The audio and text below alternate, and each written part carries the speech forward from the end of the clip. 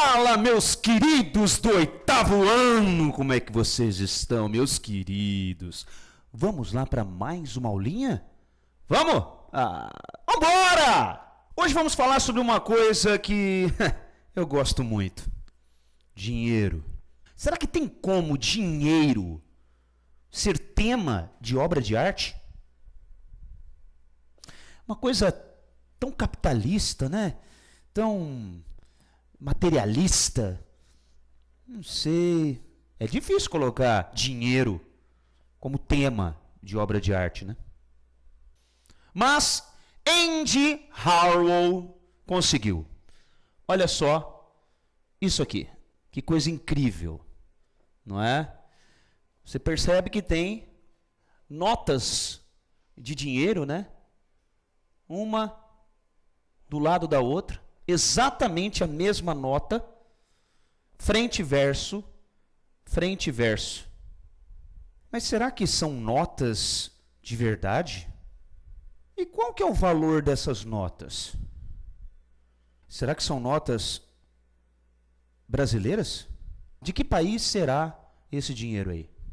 Olha lá, no início da década de 1960, o artista estadunidense Andy Warhol, nascido em 1928, morto em 1987, voltou seu interesse para as mercadorias consumidas diariamente.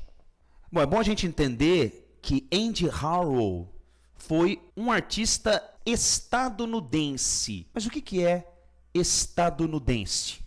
Professor, estadunidense deve ser ele está num estado de nu, de pelado.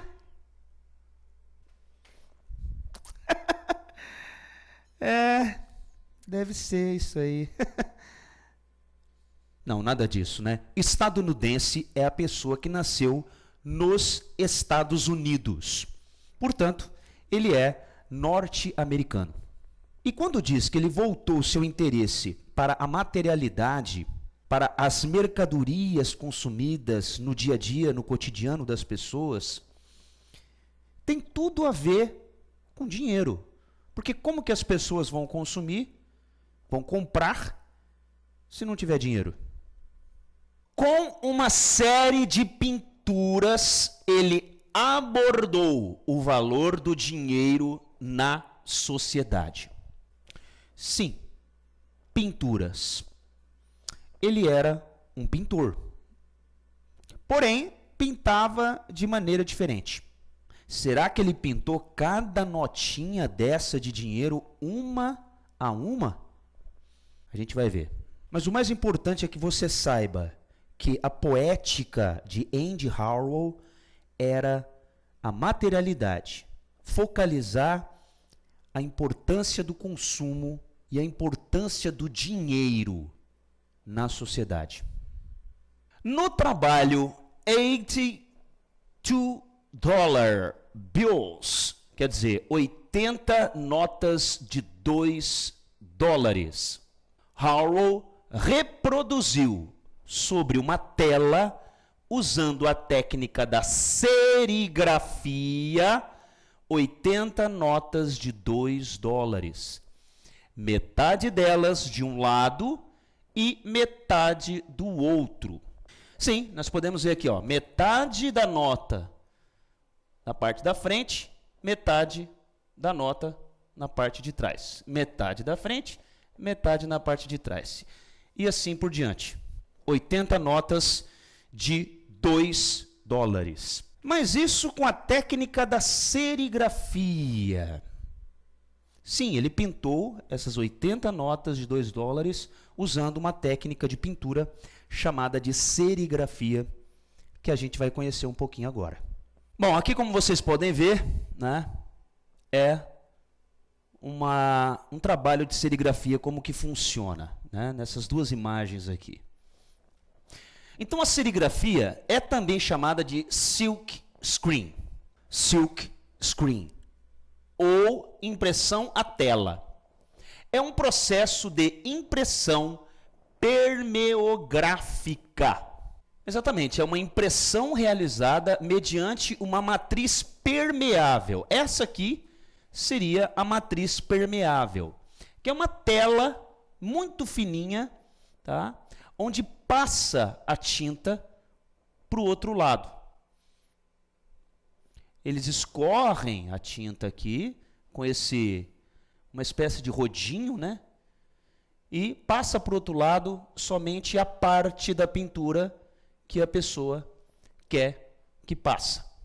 Quer dizer, os elementos que serão impressos do outro lado, né, são formados por áreas permeáveis, quer dizer, que passa a tinta, ou perfuradas da matriz. Bom, então essa impressão permeográfica, né, de texto ou figura em uma superfície, quer dizer, pode ser de texto, pode ser de palavras, né, ou desenhos, figuras, né, em uma superfície, né, lógico, pode ser aqui nesse caso aqui, ó, tá passando, né, embaixo, pode ser um quadro, pode ser um tecido embaixo, né, é onde você quer que imprime a imagem, na qual a tinta é vazada, quer dizer, a tinta passa para o outro lado.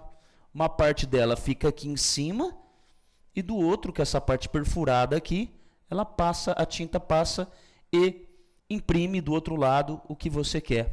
Então, quer dizer, a tinta é vazada, lógico, pela impressão de um rodo ou espátula, que é isso, esse materialzinho aqui que ele segura, que é uma espécie de rodinho, onde ele passa a tinta assim. Na verdade, ele joga um monte de tinta aqui e depois vem empurrando a tinta, passando o rodinho e espalhando a tinta através de uma tela preparada, que é essa matriz. Essa tela preparada é uma espécie de quadrinho aqui, que é uma tela. Eles preparam essa tela, que tem aqui a imagem que você quer imprimir, e depois eles passam a tinta. Tá meio complicado? Tá, então é o seguinte, eu vou mostrar um vídeo agora para você que vai mais ou menos mostrar como funciona. É um vídeo rapidinho, assiste aí. Então, isso aí é a emulsão. É passado na tela limpa.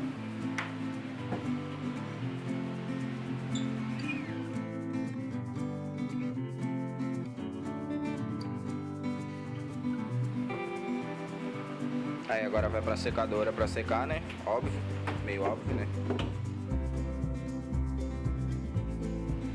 Então, aí a arte vem assim, vem num papel pra gente, ó. É um papel, daí é feito em Corel, né? O desenho que vai ser estampado e tudo mais. Aí a tela que tava secando aquela hora lá, foi passada a emulsão, nesse momento já tá seca, ó. Aí já foi medido certinho pra ficar no centro da camiseta. Aí faz as medidas aqui corretas. Aqui é a marcação, né? Pra na hora que botar no vidro ali pra revelar não ficar torto.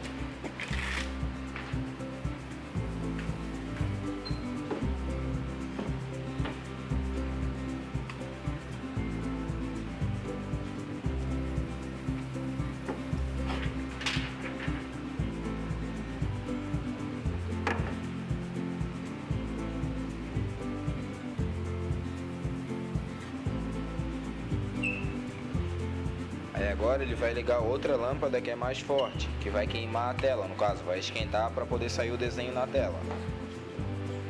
Esse processo leva em torno de 3 minutos, de 3 a 5 minutos para ficar pronto, entendeu? Fechou, aí agora já esquentou a tela, já queimou no caso. Tirou o papel, ó. Aí fica assim, agora tem que ir lá passar uma água para abrir. Pode ir.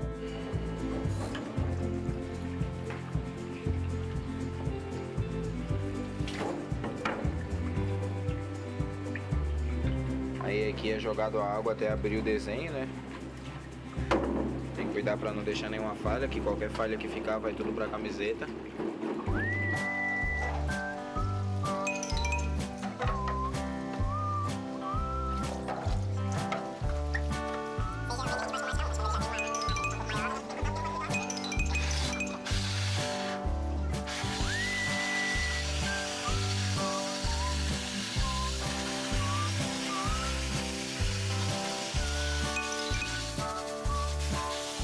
Aí agora depois que a tela foi revelada, ó, foi aberto todos os desenhos, ó. Aí tem que botar na secadora novamente. Pra secadora fazer o efeito principal.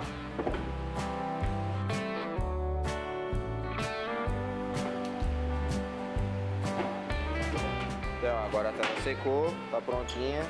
Pegou o rodo, a camiseta tá vestida já. A tinta tá na mão.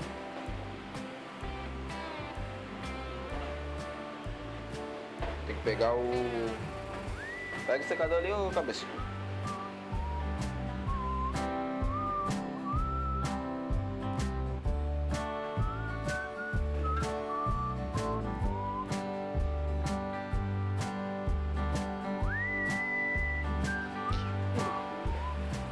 Então, aí é passado pra camiseta. Aí dependendo da... Se fica quanto mais forte a pessoa quer, aí passa mais mãos em cima, entendeu? Aí vai passando, quanto mais branco quer que fique na camiseta, vai passando mão em cima. Aí a chapa esquenta pra secar, né? Tem um termostato aqui, a gente escolhe a temperatura que quer deixar. Entendeu? Aí seca a camiseta, aí é só tirar e felicidade.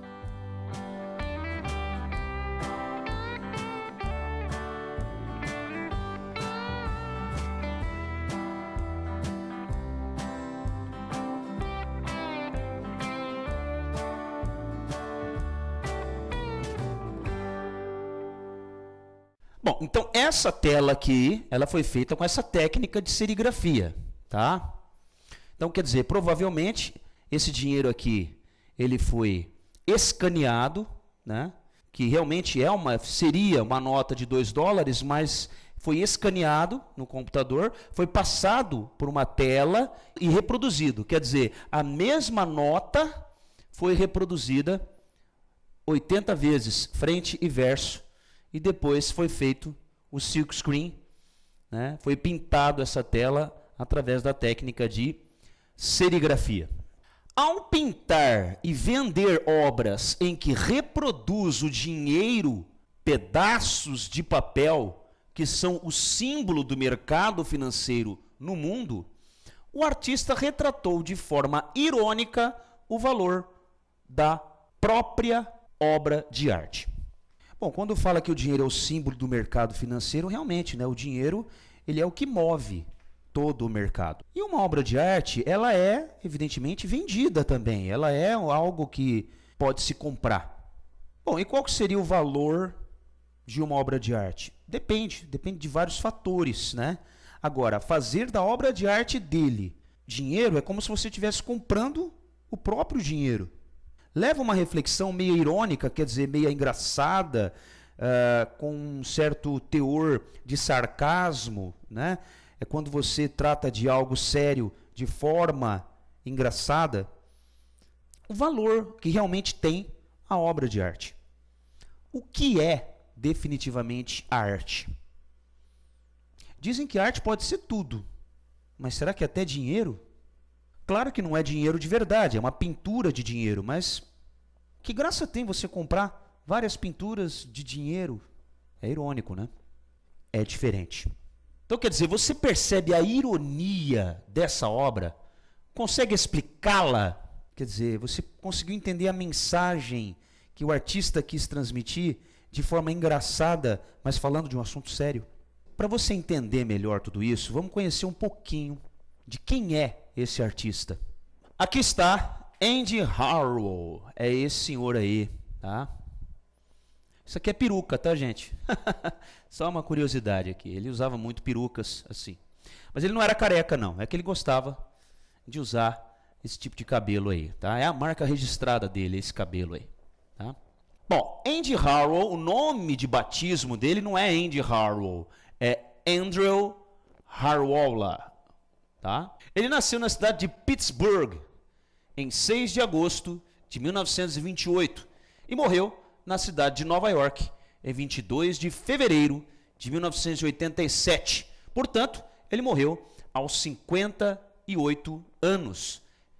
Dizem, né, que ele morreu de arritmia, que é um certo descompasso, né, do coração, num dia após a operação que ele teve na vesícula. Ele foi um pintor e cineasta também, bem como uma figura maior do movimento artístico chamado de pop art, que é um estilo de arte. Bom, vamos conhecer um pouquinho da cidade dele, né? Pittsburgh, né? Ou Pittsburgh em inglês, ou Pittsburgh em português. Pittsburgh é a segunda cidade mais populosa do estado americano da Pensilvânia. Olha só que cidade bonita, né? Grandes arranha-céus, pontes muito bonitas, né? Olha só que prédio bonito. Outro aqui, um estádio aqui, parece de beisebol, né? Enfim, uma cidade muito bonita. Com 302 mil habitantes, não é muito, tá? São José do Rio Preto beira aí os 600 mil habitantes, quer dizer, é o dobro, tem o dobro de habitantes de Pittsburgh. Num estado chamado Pensilvânia, né? Então, para você ter uma ideia, aqui é o mapa dos Estados Unidos, né? Então aqui, ó, tem vários estados americanos, tá vendo? Cada quadradinho desse é um estado. A Pensilvânia fica aqui, ó. Pittsburgh também, fica uma cidadezinha aqui, ó, bem nessa região aqui, tá? A Pensilvânia é um dos países mais industrializados e urbanizados dos Estados Unidos, onde tem muitas empresas. Essa cidade de Pittsburgh, em meados da década de 1960, Pittsburgh foi o maior polo siderúrgico e o maior produtor de aço do mundo, conhecida como Cidade do Aço. Toda vez que você falar siderúrgico, tem a ver com ferro, com aço, né? Então, Pittsburgh é, com certeza, uma cidade ainda bastante industrializada, tem muitas indústrias, mas na década de 60 era a cidade onde tinha maiores indústrias de aço no mundo, siderúrgicas. Por causa das siderúrgicas instaladas na região, altamente poluidoras, Pittsburgh também foi chamada de cidade enfumaçada. Claro, toda a indústria polui. E por ser uma cidade muito industrializada, o dióxido de carbono é lançado constantemente no ar, gerando assim esse nome peculiar para essa cidade, cidade enfumaçada. Hoje, Pittsburgh é uma das maiores produtoras de equipamentos robóticos do mundo, fora do Japão. A siderurgia ficou em segundo plano. Hoje, Pittsburgh é, sim, uma cidade que, depois do Japão, vamos deixar bem claro, o Japão está em primeiro lugar nesse quesito de construção robótica, de criar robôs, tecnologia super avançada. Então, quer dizer, Pittsburgh é, no mundo, uma das cidades mais produtoras de equipamentos robóticos. Então, o que tem a ver essa cidade de Pittsburgh com as ideias de Andy Warhol? Deu para você começar a entender o porquê que o dinheiro, o capitalismo, tem muita importância nas suas obras? Evidentemente que, sendo uma cidade muito industrial, rola muito dinheiro. O capitalismo é inerente. E isso é claro que influenciou, com certeza, a sua forma de pensar. Bom, nós vimos que ele morreu vítima aí de uma arritmia, né, no coração. Mas essa arritmia, ela foi causada, evidentemente, logo após uma cirurgia que ele fez na vesícula biliar. Você sabe onde fica a vesícula biliar e para que ela serve? Bom, então Andy Warhol morreu depois de fazer uma cirurgia nesse órgão aqui, ó, chamado vesícula biliar, que geralmente causa muitos cálculos, né, biliares, que são pequenas pedrinhas, né, que às vezes as pessoas têm que operar para retirar essas pedrinhas.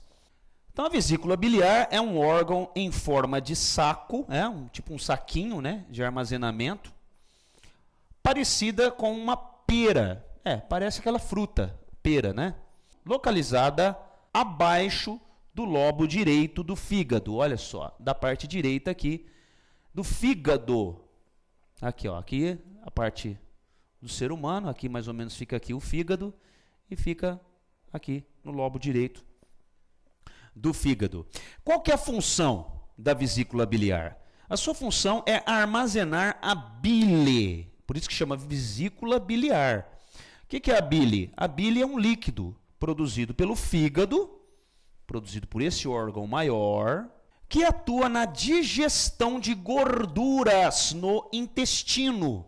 Aqui nós temos o intestino grosso, o intestino delgado, né? Então nós temos aqui, ó, a gordura depois passa e vai para o intestino, nesse caso o intestino delgado, né?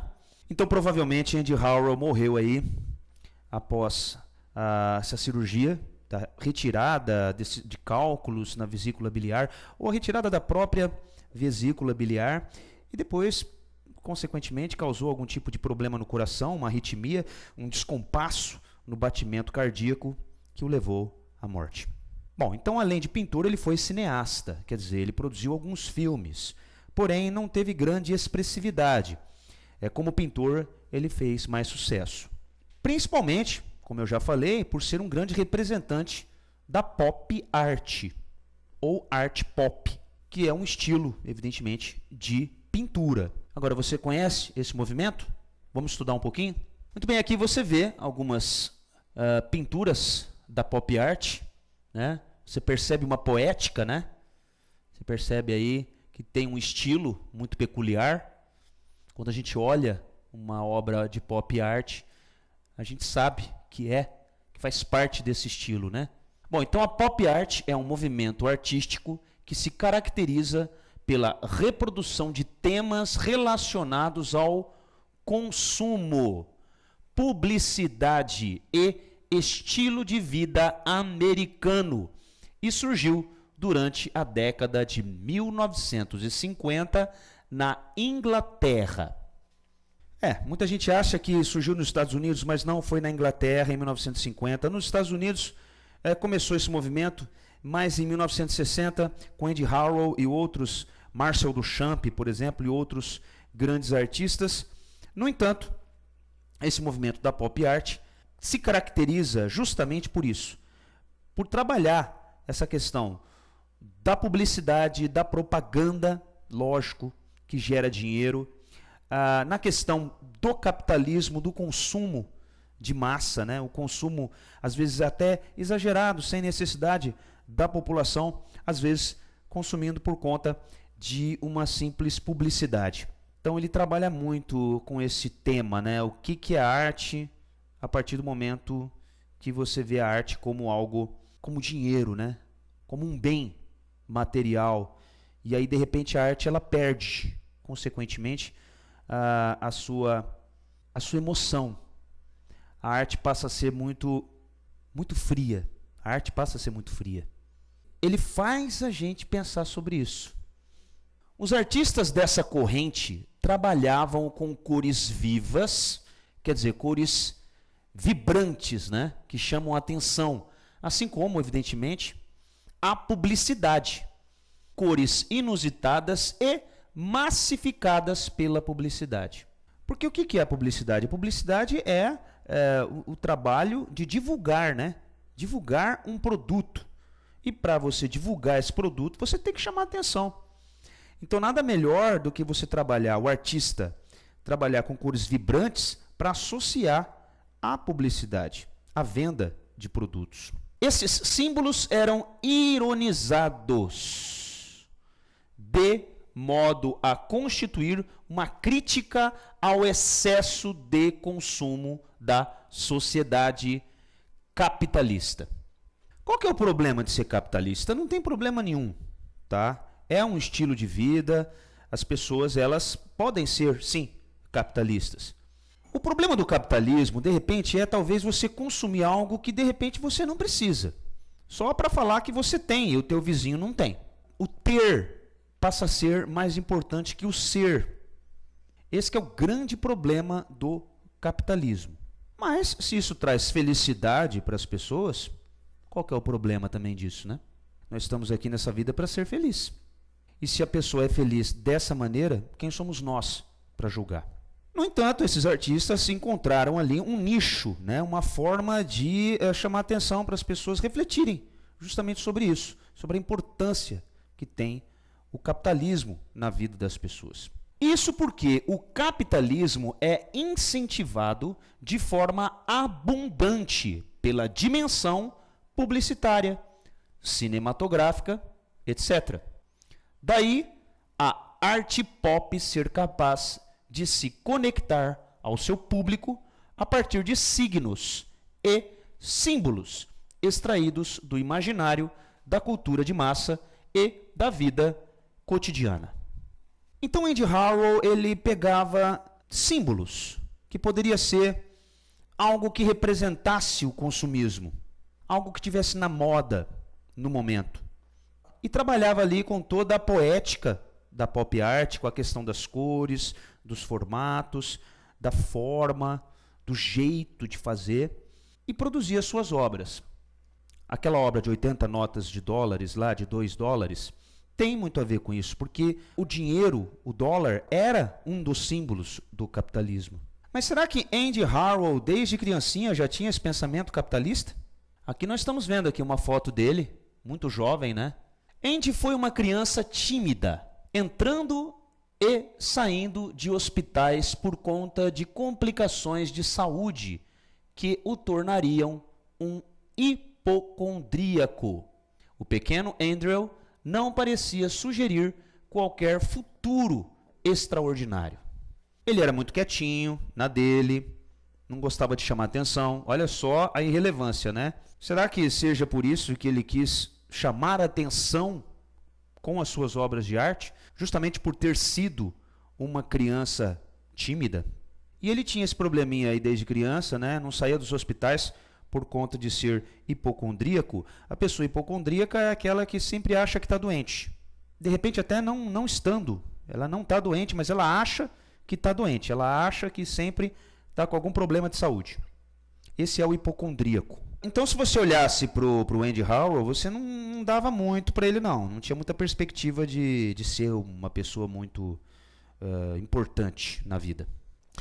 Porém, desde muito cedo, a sua aptidão, quer dizer, o seu dom para o desenho e as artes, desenvolvida nos longos períodos em que esteve de cama, se destacava, assim como sua paixão irrefreável pelas estrelas de Hollywood. Sim, então como ele achava que sempre estava doente, então ele ficava muito de cama, né? Ele queria sempre tomar remédio, e o fato de ficar muito em casa fez com que ele assistisse muito à televisão e evidentemente se apaixonasse pelas figuras, pelos atores de Hollywood dos grandes filmes, que na época faziam muito sucesso. Então ele se apaixonou por essas estrelas de cinema e também começou a desenvolver as técnicas de desenho, que ficava muito em casa, sozinho, então ele ficava desenhando muito. Aqui ele já está numa fase mais jovem, né? Observa bem, um rapaz bonito, né? Mas quando ele tinha 14 anos de idade, seu pai faleceu, deixando o dinheiro da família, especificamente, para o ensino superior dos filhos. Em 1945, depois de terminar o colegial, aos 16 anos de idade, Andy recebeu treinamento formal em design. Foi assumidamente gay, mas dizia mesmo que era casado com a televisão e com o gravador. Então o pai morreu, ele era muito jovem quando o pai morreu, né?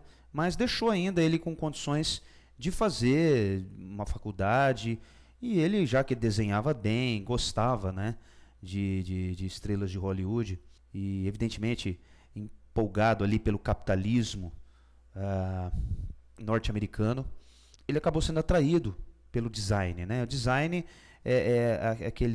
o designer, né, o profissional que desenha produtos, né, do cotidiano das pessoas. Desenha uma cadeira, uma mesa, desenha o formato de um rádio, de uma televisão, o formato de uma geladeira, de um fogão e assim por diante. E ele era homossexual, assumidamente homossexual, que na época era uma coisa que chamava muito atenção. As pessoas não se assumiam, as pessoas não assumiam a sua sexualidade assim de forma tão clara como ele assumiu, mas a sua vida privada sempre foi muito reservada, né? Então ele nunca se casou, nunca teve filhos, porém dizia que, ironicamente, né, como nas suas obras de arte, dizia que ele era casado com a mídia, com a televisão, com o rádio, enfim. Bom, aí ele partiu para a ilustração, né? Como vocês podem ver, né, designer, né? Ele desenha roupas, né? Acessórios, chapéus, colares, sapatos, como você pode ver aqui. Esses desenhos são de Andy Harrow. Então a sua carreira como ilustrador começou com anúncios publicitários, né? Com vendas de produtos, né? Para revistas de moda.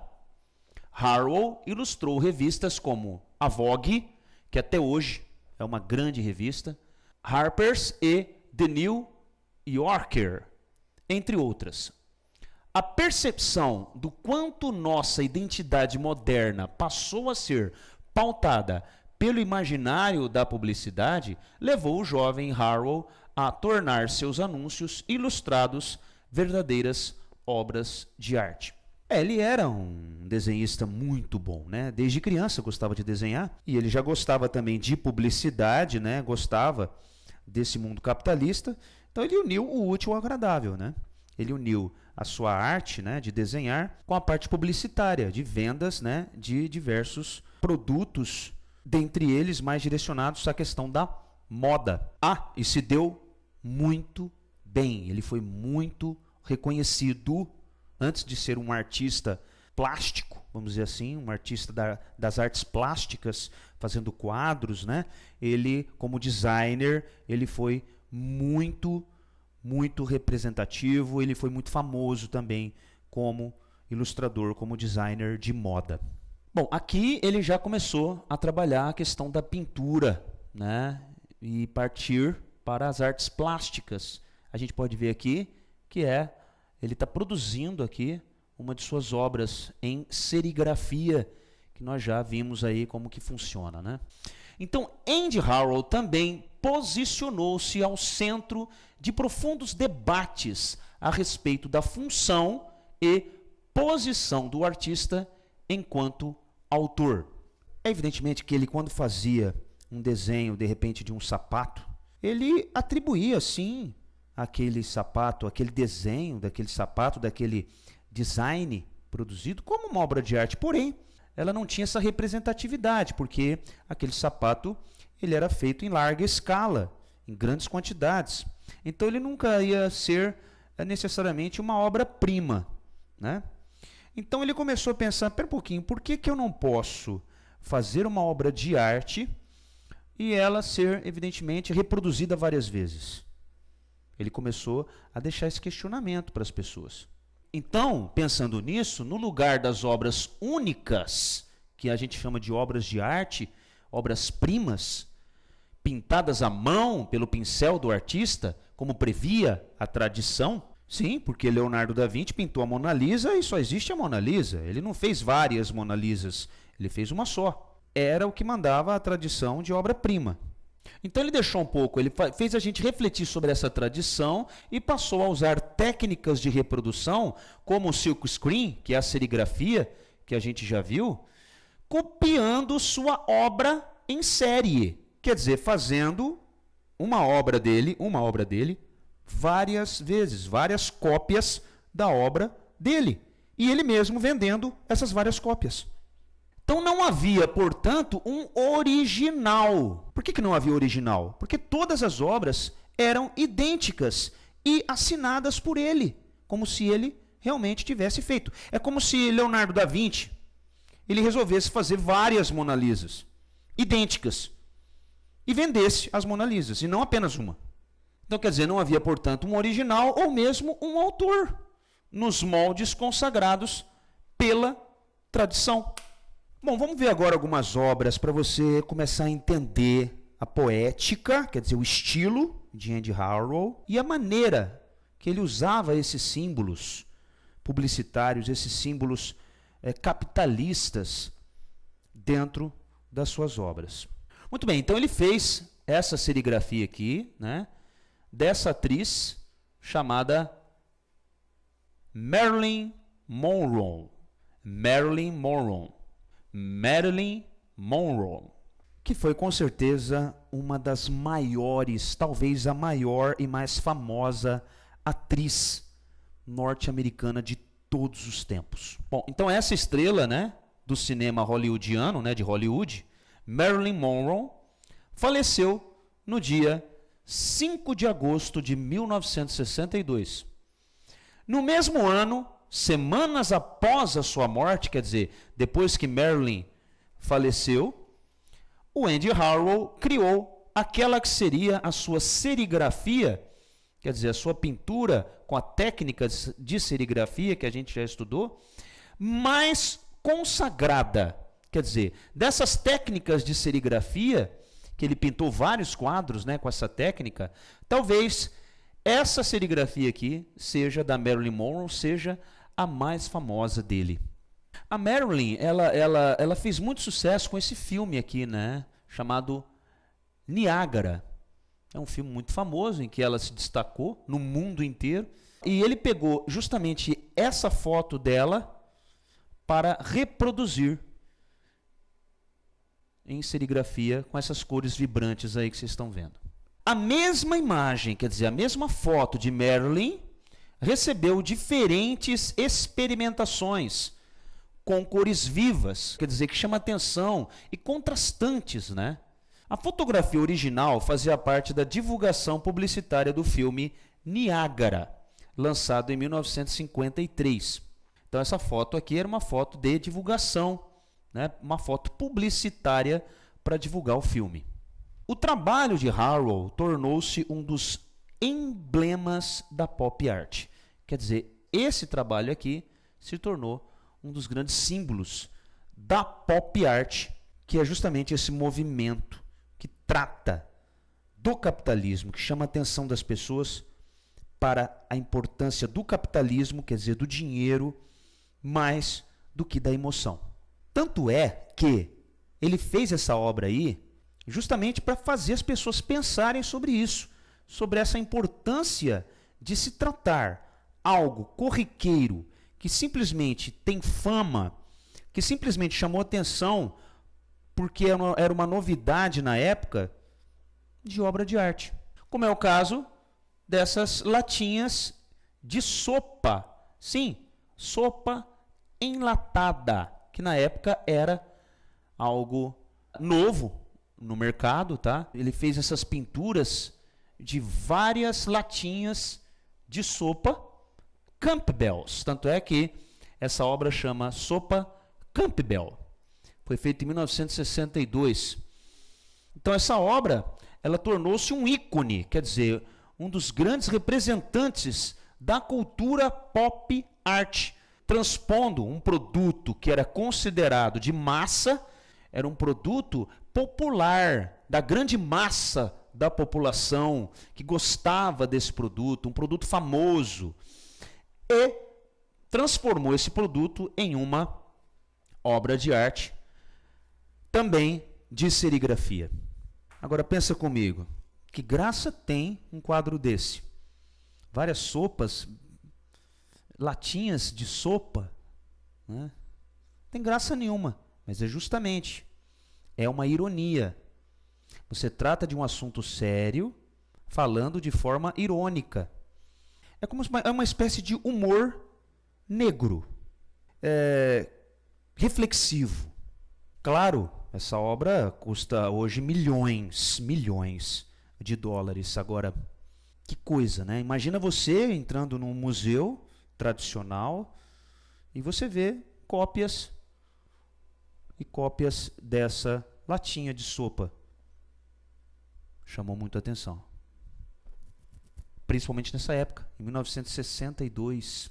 E evidentemente que foi uma publicidade instantânea e aumentou, claro, a venda dessas sopas. Até hoje, no mundo, essas sopas, nós estamos em 2020, então essa sopa ainda é muito famosa lá nos Estados Unidos, no mundo todo, está ainda à venda. E claro, teve uma publicidade mundial por conta de Andy Harrow. Olha só que imagem interessantíssima, né? Dá só uma olhada.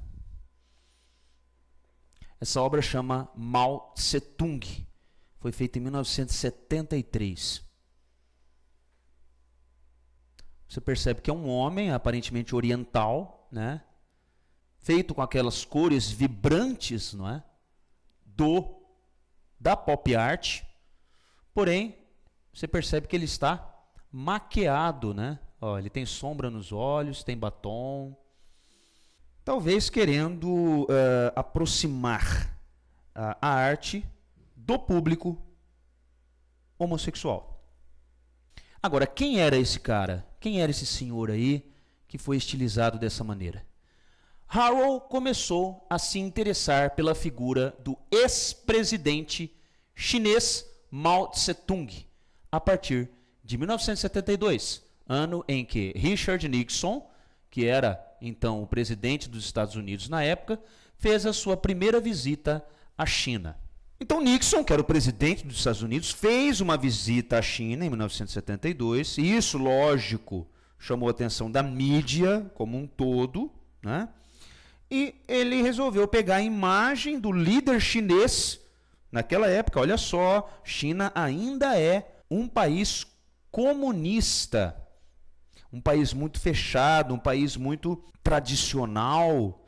E você pegar, naquela época, a imagem do líder chinês e fazer dele uma representatividade do mundo homossexual, onde lá, evidentemente, até hoje na China, existe um preconceito muito grande entre os homossexuais, foi na época algo que chamou muito a atenção. Então a imagem criada do líder, que tornou-se a mais célebre, quer dizer, a mais importante caricatura da autoridade chinesa, foi pintada em 1973. Claro, até hoje, né, Mao Tse-tung é venerado na China. E essa pintura caricata, né, vamos dizer assim, engraçada, de Mao Tse-tung é com certeza a caricatura mais famosa desse líder chinês no mundo. Então essa obra foi feita a partir de pinceladas fortes, como vocês podem ver, e com muita cor, claro, cores vibrantes, contrastantes. Mao Tse-tung aparece, inclusive, como se estivesse usando maquiagem, que é o que a gente já falou. Olha só que engraçado, né? Uma banana com as cores vibrantes, né, da pop art, assinado aí por Andy Haro. O que seria essa uma banana, a imagem de uma banana, uma obra de arte? Então essa imagem da banana, ela foi utilizada como capa no álbum inaugural da banda The Velvet Underground. Andy Haro, 5 anos mais tarde, tornou-se inclusive empresário da banda. Andy Haro, ele gostava da banda. A banda não tinha fama. Ele já tinha fama. E ele foi convidado para fazer a capa do disco da banda. E lógico, ele mantendo o seu estilo, evidentemente, mantendo as suas ideias da pop art de crítica do consumismo de massa, ele gostava de chocar visualmente, lógico, com o seu jeito, né, irônico de pintar. Então ele falou, bom, em vez de fazer uma capa tradicional de uma banda de rock, ele fez uma banana. Olha só, simples, uma coisa simples, muito, muito conhecida no mundo todo, uma fruta extremamente conhecida, famosíssima, talvez uma das frutas mais famosas que o mundo conhece, e resolveu colocar uma banana na capa de um disco, fazendo a gente refletir justamente sobre o que é arte e o que pode ser arte. Agora você imagina uma banda de rock tendo uma banana, só podia ser Andy Haro mesmo. Então o disco que carrega a banana na capa é considerado o álbum de rock mais profético, quer dizer, mais importante de todos os tempos, né, que chama mais atenção, que profecia, né, de todos os tempos dentro do mundo do rock. E um dos maiores álbuns da história, segundo a revista Rolling Stone. Até hoje a revista Rolling Stone com certeza, Rolling Stones por causa do nome da banda, Rolling Stones, né? É com certeza uma revista que talvez tenha a maior representatividade dentro do mundo da música. E você como artista, ser citado nessa revista é algo extraordinário. E claro, sendo um álbum representativo dentro do mundo do rock, com certeza teve a influência de Andy Harrow. Além de fazer a capa, ele foi também empresário por um tempo dessa banda. Então, com certeza, Andy Harrow faz parte do mundo do rock. A célebre Banana, por sua vez, se descolou da imagem da banda e do álbum para virar uma das imagens símbolo da arte pop. Andy Harrow, sendo um artista da pop art, fez da capa desse disco, com certeza, uma obra de arte. Se tornou, sim, símbolo também, além do mundo do rock, símbolo da pop art. E aqui você vê a imagem, né, da banda naquela época. Ah, não podia faltar a Coca-Cola, claro, né? Fascinado pelo ícone norte-americano, representante da sociedade de consumo, Harrow pegou no objeto símbolo da cultura de massa, a Coca-Cola, e o elevou ao estatuto de obra de arte. Sim, a Coca-Cola já existia naquela época e já era o refrigerante mais famoso do mundo. Onde, dizia Harrow, né, que um rei tomava Coca-Cola e um mendigo de rua também tomava Coca-Cola. Quer dizer, era com certeza um produto, né, que era consumido em todos os níveis sociais. Então o artista criou uma série, quer dizer, várias obras de representações da garrafa da Coca-Cola. Esta, no caso, foi nomeada como a número 3 dessa série que ele fez. Essa é a número 3. Quer dizer, a Coca-Cola 3 foi feita à mão, né, pintada à mão, em 1962 e acabou por ser vendida por nada mais, nada menos que 57,2 milhões de dólares. Você pode multiplicar hoje isso aqui por 5, para você ter uma noção de como que é em reais. Trata-se de uma das peças do artista mais caras já vendidas em leilão. Agora você imagina uma pintura de uma Coca-Cola que qualquer pintor de fundo de bairro que pinta uma Coca-Cola na parede de um boteco de esquina poderia fazer, porque não tem nada de especial nessa pintura. Tá? Ele deve ter feito isso aqui em pouquíssimo tempo. Quanto tempo leva um artista de rua a desenhar uma Coca-Cola como essa na parede? Meia hora, uma hora? Agora, comparada uma pintura dessa com a Mona Lisa de Leonardo da Vinci, é algo extraordinário a diferença de trabalho que se deu para se fazer a obra. Só que a beleza da obra não está no trabalho de se fazer, e sim no conceito, e sim na mensagem que ela transmite. O que transmite? Qual a mensagem que transmite a imagem da Mona Lisa? De uma mulher, né, sentada ali com a mão, repousando ali, olhando. A imagem é essa. Tem uma mensagem implícita? Talvez tenha, muitos dizem que tem, mas a priori era um retrato de uma mulher. Aqui não, aqui é a imagem de uma Coca-Cola, porém a mensagem implícita também tem um sentido muito mais profundo de reflexão sobre o consumo de massa e o capitalismo. Bom, então, depois de um certo tempo, né, ele ainda era famoso como pintor, ele resolveu partir para o cinema. Aqui tem uma foto dele, manuseando aqui uma câmera. Ele gostava muito de cinema, né? E aqui uma cena, né, dele também produzindo aqui uma cena de um filme dele. Harrow começou a experimentar filmes, chegando a anunciar que iria se aposentar da pintura. Quer dizer, ele ia parar de pintar para se concentrar exclusivamente no cinema, na produção de filmes. Ele produziu muitos filmes, mas não conseguiu superar sua magnitude nas artes plásticas. Quer dizer, as artes plásticas, quer dizer, as pinturas que ele fazia, né? Os quadros, com certeza, são muito mais famosos do que os filmes. Porque os filmes tinha também algo meio psicodélico, umas mensagens muito profundas, implícitas, né? Não tinha muito diálogo, tá? Eram mais imagens de atores com expressões, desenvolvendo algo do cotidiano, talvez de repente se beijando por um longo tempo, coisas assim bem reflexivas, bem profundas, que não conseguiu agradar, vamos dizer assim, o grande público, né? Mais do que as suas pinturas. Bom, então dessa maneira a gente chega ao fim da nossa aula. Espero que vocês tenham gostado. Um beijo e até a próxima.